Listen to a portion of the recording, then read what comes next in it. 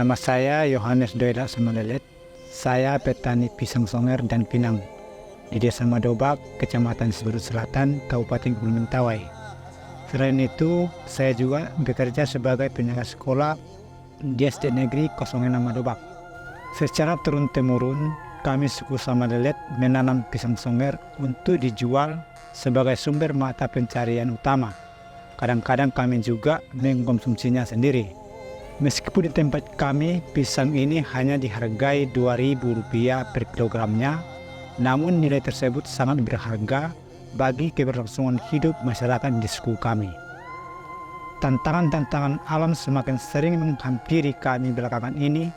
Cuaca yang tak menentu dan banjir yang sering melanda kebun-kebun di pinggir sungai mengganggu aktivitas bertani kami. Beberapa tahun lalu, YCMM turun tangan mendampingi kami. Mereka tak hanya membantu kami dalam pemetaan tanah dan menyediakan bibit tanaman, tapi juga memperkenalkan teknik-teknik baru seperti pembuatan pupuk organik dan teknik penanaman yang ramah lingkungan.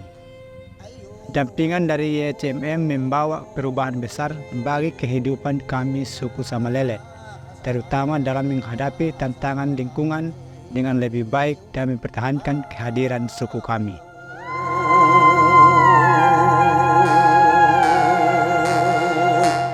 Kami YCMM dalam program ini mendampingi Pak Yohanes dan 47 petani lainnya di Desa Madobak, Kecamatan Siberut Selatan, Kabupaten Kepulauan Mentawai yang meliputi suku Samalelet, Samanggea, dan Tasiri Guru. Kami datang dengan misi membantu mereka mendapatkan kepastian dan keamanan hak, memperkaya sistem agroforest atau wanatani mereka yang terbukti dapat mewujudkan kelestarian hutan, menjaga ketahanan ekologi, dan memberikan ketahanan ekonomi kepada mereka. Kami yakin mendukung masyarakat adat dan masyarakat lokal mempraktekkan budaya hutan dan pertanian mereka adalah cara yang tepat untuk menjaga bumi tetap nyaman.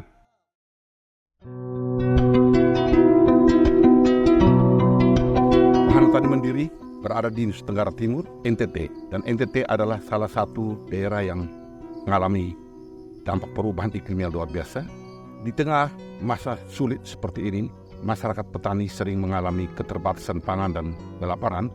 WTM hadir untuk memberikan solusi dengan melakukan pemberdayaan dan pendampingan terhadap petani. Namun, kerja kami sering dibatasi oleh sumber daya yang kami miliki. Anggaran yang sering terjadi adalah berasal pada sektor, lokasi, dan juga isu-isu tertentu yang membuat kami mengalami kesulitan. Namun, kami tetap melakukan pemberdayaan dan memberikan solusi kepada masyarakat petani yang kami damping.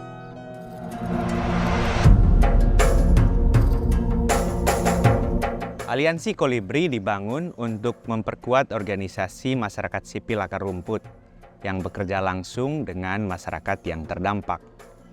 Capaian Indonesia untuk mengurangi deforestasi hanya dapat dipertahankan dengan hadirnya organisasi masyarakat sipil yang kuat. Namun, organisasi-organisasi ini seringkali mengalami keterbatasan yang menghalangi mereka melakukan perubahan, antara lain kurangnya kemampuan atau kapasitas organisasi, kurangnya akses terhadap pengetahuan dan keahlian teknis dan ilmiah, dan kurangnya sumber pendanaan yang berkelanjutan. Aliansi Kolibri hadir untuk membangun kekuatan bersama dengan memperkuat kapasitas masing-masing organisasi. Setiap anggota saling memperkuat kapasitas dalam melakukan advokasi berbasis riset dan data, meningkatkan kapasitas finansial dan administrasi, membangun jejaring untuk berbagi pengetahuan dan pengalaman, serta mengupayakan penggalangan dana bersama yang pada akhirnya dapat membentuk satu dana bali amanah. Saat ini, anggota Aliansi Kolibri terdiri dari 7 anggota yang tergabung dari organisasi-organisasi masyarakat sipil dari berbagai daerah di Indonesia.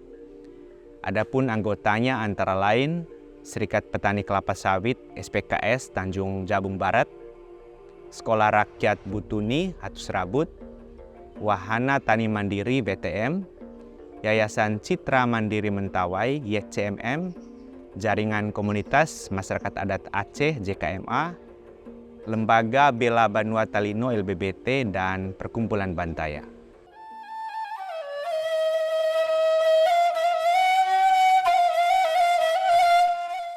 Perkumpulan Bantaya itu suatu organisasi yang ada di Sulawesi Tengah yang memiliki visi untuk memberdayakan masyarakat lokal melalui pengelolaan lahan yang berkelanjutan serta peningkatan kapasitas dari komunitas itu sendiri. Fokus utama Bantaya terletak pada bidang yang cukup krusial, yakni pendampingan hukum serta mengadvokasi hak-hak tanah masyarakat setempat. Sebagai salah satu anggota baru dari Aliansi Kolibri, Bantaya selalu berupaya untuk belajar, memperluas pemahaman kami untuk memperkuat aspek kelembagaan tentunya. Berbagai pelatihan-pelatihan dapat berkolaborasi bersama-sama dengan aliansi ini.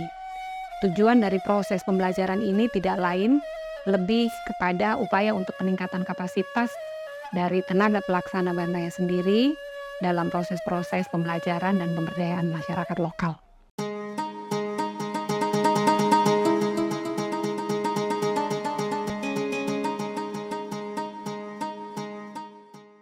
Serabut adalah salah satu pendiri dari Aliansi Kolibri. Organisasi kami lahir di Pulau Botol, Sulawesi Tenggara, yang diniatkan untuk mengedukasi masyarakat mengenai hak-hak mereka atas tanah dan lingkungan hidup yang lestari. Kami membantu 23 kelompok masyarakat untuk mendapatkan akses pengelolaan hutan yang merupakan warisan dari leluhur. Bersama dengan Aliansi Kolibri, Serabut membangun kekuatan organisasi masyarakat sipil lainnya di Sultra dan Sulsel untuk mendukung masyarakat yang paling terdampak dalam bernegosiasi dengan perusahaan-perusahaan tambang. Kami bergerak berdasarkan riset, data, dan pemahaman mendalam terhadap regulasi.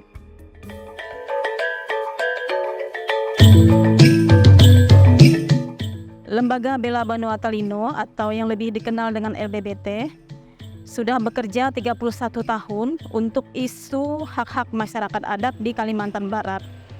LBBT bersama masyarakat mempunyai mimpi besar ingin agar masyarakat adat mandiri secara ekonomi, bermartabat secara sosial budaya, dan berdaulat secara politik melalui kerja-kerja kampanye dan advokasi hukum yang transformatif, serta memberikan pelayanan hukum. Bergabungnya LBBT di Aliansi Kolibri memberikan banyak manfaat kepada lembaga kami. Antara lain, kita bisa belajar tentang restorasi ekosistem dari lembaga-lembaga anggota Aliansi Kolibri yang sudah melakukannya. Kemudian kita juga dibantu untuk penguatan kapasitas kelembagaan dan kapasitas aktivis.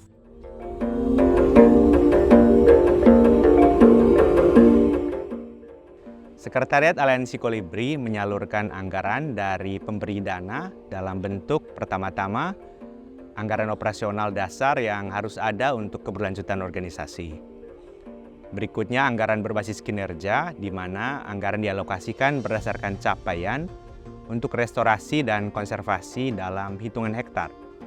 Anggota aliansi juga telah membangun sistem dengan menghitung unit cost dan menyiapkan SOP pelaksanaan serta pelaporan dampak. Anggota Aliansi Kolibri juga menerapkan riset aksi, tidak hanya mendampingi petani dan masyarakat adat yang paling terdampak, tetapi juga mengajak mereka untuk turut serta dalam pengumpulan data sebagai bagian dari gerakan citizen science. Melalui pendekatan ini, kami tidak hanya melindungi lingkungan, tetapi juga memberdayakan masyarakat adat dan komunitas lokal untuk terlibat aktif dalam penelitian dan konservasi.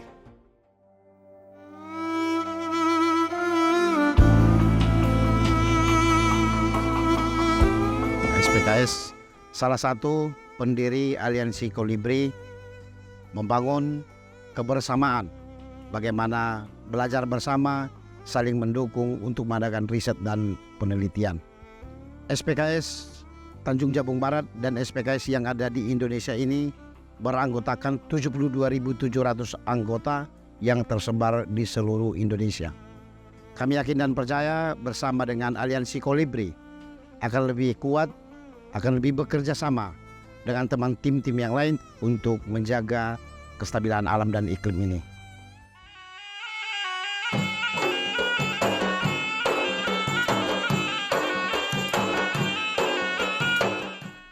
Aliansi Kolibri menyediakan anggaran dasar terkait dengan pengembangan organisasi dan untuk terus melakukan pendampingan terhadap masyarakat hukum adat yang ada di Aceh. JKM Aceh dalam perjalanannya yang cukup panjang telah mendampingi ada 18 masyarakat hukum adat di Aceh yang saat sekarang ini telah mendapatkan pengakuan terhadap hak adat dan wilayah adatnya. Setelah mereka mendapatkan pengakuan, maka kita perlu mengajarkan bagaimana mereka untuk menjaga lingkungan dan hutan adat mereka untuk meningkatkan kesejahteraan dan ekonomi masyarakat adat itu sendiri yang bersumber dari hutan adat yang mereka lindungi.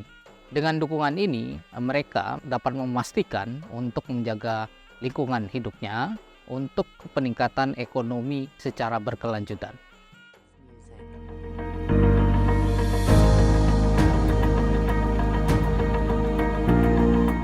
Aliansi Kolibri saat ini dikelola oleh Sekretariat Nasional, di mana rapat anggota merupakan pengambilan keputusan tertinggi dalam organisasi.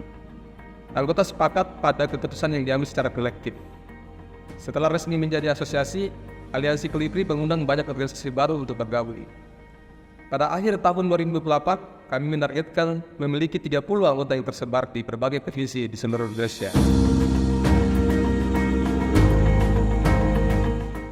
Melalui Aliansi Kolibri, kami menyatukan aksi demi Terwujudnya suara yang lebih kuat. Mewujudkan keadilan bagi semua. Meningkatkan kesadaran akan lingkungan. Memberdayakan masyarakat untuk berperan. Menggalang solidaritas demi keberlanjutan. Menegakkan keadilan sosial dan lingkungan. Dan menciptakan masa depan yang lebih sejahtera. bergabunglah bersama kami dalam upaya mendorong Indonesia yang sejahtera dan berkelanjutan.